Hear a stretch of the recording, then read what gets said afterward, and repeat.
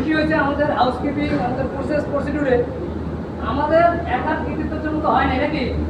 আমাদেরকে উইশ করছো, তোমরা জানো? তোমরা জানো না, এই জন্য তোমাদেরকে আমরা কি কংগ্রাচুলেশন জানানোর জন্য, থ্যাংক ইউ দেওয়ার জন্য ডাকছি, অ্যাপ্রিসিয়েশন মিটিং। হ্যাঁ, কিন্তু এটা আমাদের কি করতে হবে? সাস্টেন করতে হবে। কি করতে হবে? সাস্টেন করতে হবে।